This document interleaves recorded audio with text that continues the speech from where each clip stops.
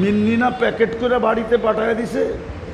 আমাদের সমাজে প্রতি বছর 200-400কে প্যাকেট করে বাড়িতে পাঠায় দেয়। ব্যক্ত করতে দেরি, প্যাকেট করতে দেরি করে না, ঠিক না? মন তো চায়, ঠিক না? না চায় না? মনে হয় বোঝেই না এরা, ফিডার খায়, কোত্থেকে বুঝবো? বাড়ির সামনে দিয়ে গেলে মনে চায় এই বাড়ির জামাই যদি হইতে পারতাম, ঠিক না? মন চায়।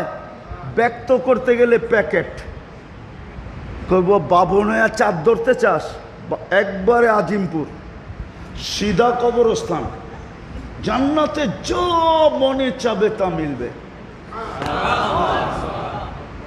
চোখে অনেক কিছু লাগে, বেশি তাকাইলে জুতা দেখায়, জুতা। আবার গালি দিয়া কয় তোর মা বোন নাই। জান্নাতে যেটা চোখে লাগবে ওটা তোমার।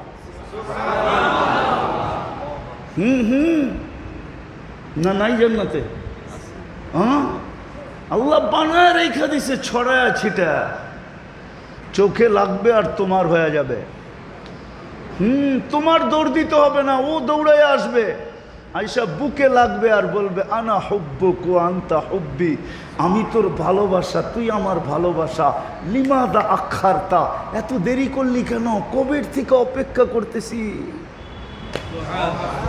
যুবক, এইখানে ডিজিটাল মিটার লাগানো থাকবে, তুমি দেখবে তোমাকে কতটুকু ভালোবাসে। চলো, যদি কথা বুঝে আইসা থাকে। হুজুরের কথা আমি কিছু শুনতেছিলাম, ভালো লাগতেছিল। চলো আজকে আল্লাহর কাছে মনের থেকে তওবা করি। পারবেন? পারবেন? কে কে পারবেন তওবা করতে? পাক্কা? তাইলে বইলা দেন, আল্লাহ অতীত থেকে তওবা করলাম, আপনি আমাদের তওবা কবুল করেন। নামান যদি মনের থেকে কইরা থাকেন, গুনাহ মাফ। হায় হায়, এই উম্মত তওবা বলতে দেরি। এই উম্মতের তো তওবাও বলতে হয় না। এক হাদিসে কুদসি মনে উঠলো, এই জন্য বলতেছি। এই উম্মত যদি চিন্তা করতে করতে ভিতরে ধাক্কা লাগে, ফালাম্মা তায়াক্কান্তা বিল বাওয়ার, আল্লাহ বলে তোর ভিতরে যখন ধাক্কা লাগলো তুই শেষ, জাহান্নামী। তা আল্লাহ বলে আমি আর ঠিক থাকতে পারি না। মানাহতু ইলাইকা রিদওয়ানি, আমার রাজার চাদর দিয়া তোকে ঢাইকা দেই। ওয়াল্লাইতু ইলা গফরানি, আমার মাগফিরাতে তোকে ডুবায়া দেই। আর আমি ছুটা আইসা বলি লা তাহজান গফারতু লাকা যুনুবা ওয়াল আওসার ওয়া লিআজলিকা সাম্মাইতু নাফসি আল আসিজুল গফফার। এই উম্মতের তো মাফও চাইতে হয় না, গুনাহ করে আল্লাহ বইলা চিৎকার দিতে দেরি, আল্লাহ উল্টা জবাব দেয়, আলিমা আবদি আন্না লাহু রাব্বা ফাগফারতু লাহ। তুই আমাকে আল্লাহ বইলা স্বীকার করলি, যা তোর গুনাহ মাফ করে দিলাম। আর এই উম্মত যখন হাত উঠায় তখন তো কোনো কথাই নাই, গুনাহ আমাদের পিছনের মাফ। চলেন আজকের থেকে মহেশপুরে একটা পরিবেশ বানাই, একটা পরিবেশ বানাই আমরা, যে দুনিয়া দেখলে, একজন আরেকজনকে দেখলে যেন মনে হয় মহেশপুরে যে আসবে সেই যেন মনে করে যে এইখানের মানুষগুলা হায় হায় প্রস্তুতির জন্য পাগল, প্রস্তুতিতে লেগা আছে। কোন প্রস্তুতি? কেননা চলা তো যেতে হবে ওইখানে, ওই প্রস্তুতির জন্য এরা সব পাগল, সব ছুটতেছে। যুবককে দেখলে যেন মনে হয়, যুবতীকে দেখলে যেন মনে হয়, পুরুষকে দেখলে যেন মনে হয়, নারীকে দেখলে যেন মনে হয় সবাই যেন প্রস্তুতির জন্য দেওয়ানা, দৌড়াইতেছে। কোরআনের এই কথা যেন সত্য হয়, ফালিয়াতানাফাসিল মুতানাফিসুন ফাফিরু ইলাল্লাহ, সবাই যেন আল্লাহর দিকে দৌড়াইতেছে, আল্লাহকে পাওয়ার জন্য দেওয়ানা হয়ে গেছে। চলেন কালকের থেকে এই পরিবেশটা বানাই, নাহলে চলে যেতে হবে। যুবক, চলে যেতে হবে। কে কখন যাবে কেউ জানে না, 1 মিনিটের নাই ভরসা, এটাই সত্য। আজকে সূর্য মহেশপুরে বলতে বলতে ডুবছে, লান আউদ ফি হায়াতিকা আবাদা, হতে পারে কাল সকালে তোমরা কেউ আমাকে উঠতে দেখবে না। দুনিয়াতে এরকম এলাকা শত আছে, আমার এই 2 চোখে দেখা আছে। সারা রাত্রের ভিতরে সব মাটির সাথে মিশায়া দিছেন। বেশিরভাগ জাতিকে আল্লাহ রাত্রে মাটির ভিতরে মিশায়া দিছেন। বেশিরভাগ জাতিকে আল্লাহ রাত্রের ভিতরে ধ্বংস করে দিছেন। কওমে লূত রাত্রের ভিতরে মাটির সাথে মিশায়া দিছেন। হ্যাঁ হ্যাঁ হ্যাঁ, আমার চোখে দেখা আছে। কোরআনে যত জায়গার কথা আছে গুনতে হবে কোনোটা আমার বাকি আছে কিনা দেখা। আল্লাহ আমাকে দেখায় ফেলছে। এই জন্য আমি ভিতর থেকে বলতেছি, যুবক, ভিতর থেকে সূর্য বলতেছে কাল সকালে আমাকে উঠতে নাও দেখতে পারো। জমিন থেকে যাবে, তোমরা থাকবে না। শত এলাকা আল্লাহ মাটির সাথে মিশাইয়া দিয়েছেন এই পর্যন্ত। সকালে আবার যদি ওঠে তো বলতে বলতে উঠবে, আনা ইয়াউমুন জাদীদ ফাক্তানিম, আমি তোর জন্য নতুন দিন, সুবর্ণ সুযোগ মনে কর। সুবর্ণ সুযোগ মনে কর। তুই আমাকে উঠতে দেখছিস, আল্লাহ তোকে আবার সুযোগ দিছে। ফাক্তানিম, সুবর্ণ সুযোগ মনে কর। তওবা করলাম, চলেন আজকে অঙ্গীকার করি এই মাদ্রাসার মাঠের থেকে আল্লাহর ঘরে বসা যে আমরা মহেশপুরে একটা পরিবেশ বানাবো যেখানে প্রত্যেক ব্যক্তি কমসে কম আযান হবে আর কেউ নামাজ পড়বে না, এটা যেন না হয়। পারবেন? পারবেন? হ্যাঁ, পায়ে ধরা পারবেন? পায়ে ধরা পারবেন? হ্যাঁ পারবেন? আরে আল্লাহর জন্য পায়ে ধরা দেখেন না, পায়ে ধরে দেখেন না আল্লাহর জন্য। মান তাওয়াদা লিল্লাহ রাফাহুল্লাহ, আল্লাহর জন্য কারো পায়ে ধরে দেখেন না, মসজিদে আইনা দেখেন না। হাফিজি হুজুরের কাছ থেকে শুনছি, নাইলে বলতাম না। কোনো এক এলাকায় নাকি কোনো পতিতার বাস ছিল। কার পতিতা চিনেন তো? এলাকার মানুষ ওর থেকে অতিষ্ঠ ছিল, কিন্তু সব সময় খারাপই প্রবল থাকে। খারাপই কি বুঝেন না মনে হয়? খারাপের পাওয়ারই তো। মহল্লার মানুষ পারতে ছিল না। তো ওইখানে এক বুজুর্গ ছিল, যা বলছে, হুজুর আমরা অতিষ্ঠ, পায়রা উঠতেছি না, একটু দোয়া দক্ষিণা দিয়ে পারেন কিনা দেখেন না। তো হুজুর বলছে, পতিতা কি? হুজুররা তো সাদা সিধেই হয়, ঠিক না? কি সত্য তো? না মনে হয়, হুজুরে একটু প্যাচও আছে মনে হয়। হুজুররা কি হয়? তো হুজুর পতিতা বুঝতেছিল না। যখন বুঝাইছে, বলছে আমি বুক করলেও আসবে আমার সাথে? হ।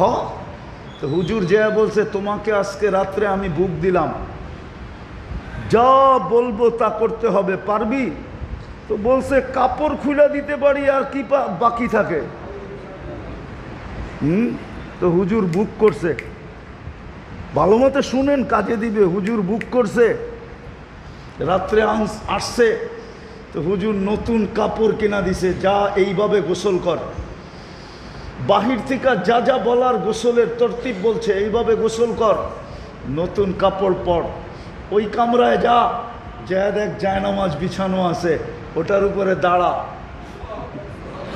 এখন ও তো আবদ্ধ ছিল, টাকার বিনিময়ে যা খুশি তা করবে, ঠিক না? হ্যাঁ, এখন মুসল্লায় যখন দাঁড়াইছে তো বুজুর্গ পিতের থেকে হাত উঠায় দিছে, মালিক এই পর্যন্ত আমার কাজ ছিল, আগেরটা তোর কাজ।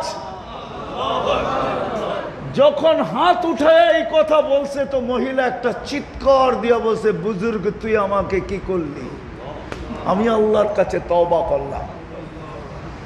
পায়ে ধরে মসজিদ পর্যন্ত আইনা হাত উঠায় দেন না। এই যুবকগুলাকে পায়ে ধরে মসজিদে আনেন না। এদের যৌবন মাটির সাথে মিশা যেতেছে। আমি তো ওদের জন্য এই জন্যই কাঁদি। ওরা যদি জানতো ওদের যৌবনের দাম কত, ওরা যদি জানতো বিনিময়ে মিলবে কি, আমার বিশ্বাস ওই কর্তবী রহমতুল্লাহ আলাইহি যে যুবকের কাহিনী লেখছেন, ওনার কিতাবে আমার সমাজের যুবক এরকমই হতো। সারা রাত্র ইবাদতে কাটায় দিত আর সারা দিন রোজায় কাটায় দিত। নিজেকে লজ্জাপতির মতো আল্লাহর ভয়ে গুটায় নিত। আল্লাহ ওকে দেখতো আর বলতো, লাউলা শাবাবা খুশা লাজআলতু সামা হাদিদা ওয়াল আরদা সাফসাফা ওয়াত তুরাবা রামাদা ওমা আনসালতু মিনাস সামাই কাতরা ওমা আনবাততু মিনাল আরদি হাব্বা বাল আনসালতু আলাইহিমুল আযাবা সাব্বা। আল্লাহ যুবককে দেখা দেখা হাসতো আর বলতো, তুই না থাকলে আকাশ লোহার হইতো, জমিন তামার হইতো, বৃষ্টির একটা ফোঁটা না, শস্যের একটা দানা না, আমি একের পর এক আযাব দিয়ে ধ্বংস করে দিতাম। কিন্তু যুবক, তোকে দেখলে আর পারি না, তুই তো নিজেকে লজ্জাপতির মতো গুটায় নিছস। ও যুবক, আল্লাহর কাছে তুমি প্রিয় পাত্র হইতে বিদায় এই পরিবেশ তৈরি করতে রাজি? কে কে রাজি দেখি? যে পড়ব এবং মহেশপুরের পরিবেশটাকে পায়ে ধরে এরকম বানাবো। নামান বানান ঘরে যায় বলেন। আজকে মুসলমানের দুরবস্থা এই জন্যই, কোনো গুনার কারণে আমার মনে হয় না, আমার মনে হয় সবচেয়ে বড় গুনাহ এটাই যে আল্লাহ ডাকে মসজিদ খালি, বাজার ভরা, আল্লাহ ডাকে মসজিদ খালি, অফিস ভরা, আল্লাহ ডাকে বাজার মসজিদ খালি, হাট ভরা, আল্লাহ ডাকে মসজিদ খালি, আদালত ভরা, প্রত্যেকটা জায়গা ভরা, বাজার ভরা, হাট ভরা, রোড ভরা, ঘাট ভরা, মেল ভরা, ফ্যাক্টরি ভরা, মানুষে খচাখচ ভরা, অফিস ভরা, আদালত ভরা, ক্ষেত ভরা, খামার ভরা, বাড়ি ভরা, ঘর ভরা, সব জায়গায় মানুষ আর মানুষ, আল্লাহ ডাকে মসজিদ খালি। আজকে মনে হয় মুসলমানের দুরবস্থার কারণ শুধু এটা। আর এক জায়গায় আমাকে এইটাই প্রমাণ করে, ইহুদিদের কিতাবেও লেখা আছে, তালমুতে লেখা আছে, যেদিন মুসলমানের জুমার জামাত আর ফজরের জামাত মুসল্লির দিকে সমান হবে, ওই দিন মুসলমানের বিজয়ের পালা শুরু হবে। এর আগে জান দিলেও কিছু হবে না। যেমন ৬৫,০০০ জান দিয়ে দিছে। কত কত? কোথায়? গাজায়, গাজায়, গাজায়, ফিলিস্তিন, ফিলিস্তিন। আপনি ফিলিস্তিন আমার চেয়ে বেশি চিনেন না। আমি 15 বছর আগে ফিলিস্তিন গিয়ে আসছি। ফিলিস্তিনের মাটি আমাকে চিনে, আমি আশা রাখি। গলি গলি আমাকে চিনে, আমি চিনি ফিলিস্তিনের কোথায় কি রাখা আছে। ইব্রাহিম আলাইহিস সালাম কোথায় ঘুমায়, মুসা আলাইহিস সালাম কোথায় ঘুমায়, 70 জন নবীর চিহ্নিত কবর কোথায় রাখা, ৪৫,০০০ সাহাবা কোথায় ঘুমাইতেছে ফিলিস্তিনের, আমি চিনি। আমার এই 2 চোখ চিনে। আমি অহংকার করে বলতেছি না। এই জন্যই মানে সাহায্য আসে না। কোত্থেকে আসবে? আল্লাহ ডাকে, তারপরও আসে না। বড়বেন মসজিদ, বড়বেন? হ্যাঁ, আবারও অঙ্গীকার পাক্কা? হ্যাঁ, ওলামায়ে কেরামকে সঙ্গে নিয়ে মসজিদ বড়েন, ওলামায়ে কেরামের সঙ্গে থাইকা মসজিদ ভরেন। আজকে ভরবে, কালকে সূর্য অন্য কিছু নিয়ে উঠবে, আমার বিশ্বাস। আর যতদিন মসজিদ খালি থাকবে, মুসলমানের চিৎকারে কোনো কাজে দিবে না, চোখের পানিও কোনো কাজে দিবে না। 2 বছর হইতে চলছে, আগামী অক্টোবরের 7 তারিখে 2 বছর হবে ফিলিস্তিনের যুদ্ধ। কয় বছর? কয় বছর? চোখের পানি জোরে নাই এই পর্যন্ত? না জোরে নাই? মিথ্যা তো বলতেছি না। জোরে নাই? জোরে নাই চোখের পানি? কোথায় গেল ওই পানি? মনে উঠলো কাহিনী, সময় আমার হাতে নাই। বাগদাদে বৃষ্টি আসতে ছিল না, দুর্ভিক্ষ, দুর্ভিক্ষ, বৃষ্টি নাই নাই নাই নাই নাই নাই। বাগদাদের সবচেয়ে বড় জামে মসজিদে ফজরের পর থেকে ওলামা, হাফেজ, মুফতি মুহাদ্দিস ওই যুগের সমস্ত মুসলমান এসে ঢুকছে, আর এশা পর্যন্ত দোয়া করছে, কোনো দোয়া বৃষ্টি আসে নাই। মালিক ইবনে দিনার বলেন এশারের পরে যার যার বাড়িতে চলে গেছে। আমি মসজিদে বসে ভাবতেছিলাম এটা হইল কি, এত লম্বা দোয়া এখনো বৃষ্টি নাই। তো একজন কৃতদাস আসছে, জীর্ণ শীর্ণ ছিঁড়া পারা কাপড়, এমন হ্যাংলা পাতলা মনে হয় ফু দিলে উড়া যাবে। মসজিদে দুই রাকাত নামাজ পড়া দোয়া করতেছে, আল্লাহ মালিক বৃষ্টি বন্ধ করছো বন্দা তোমার কাছে আসার জন্য, ফজরের পর থেকে নিয়ে আসা পর্যন্ত তো তোমার কাছেই ছিল, এখনো তো বৃষ্টি দিলা না, এক্ষণ দাও এক্ষণ। মালিক ইবনে দিনার বলে আমি দেখতেছিলাম যে মেঘ নাই, কোত্থেকে যেন মেঘ উড়ে আসলো, আর তর্জন গর্জন করে বৃষ্টি বর্ষিত হইতে শুরু করলো। আমিও আটকায় গেলাম, কৃতদাসও আটকায় গেল। বৃষ্টি বন্ধ হলো, ও বাহির হয়ে চলে যেতে লাগলো। আমি পিছে পিছে চললাম, যে দেখি এক বাড়িতে ঢুকলো, যেই বাড়িতে কৃতদাসের ব্যবসা হয়। যে খুঁজতে খুঁজতে ওরে পাইলাম এক কোনায় বসে আছে। মালিককে জিজ্ঞাসা করলাম এটা বিক্রি করবে? এটা তো ভাদাইমা, একে নিয়ে কি করবে?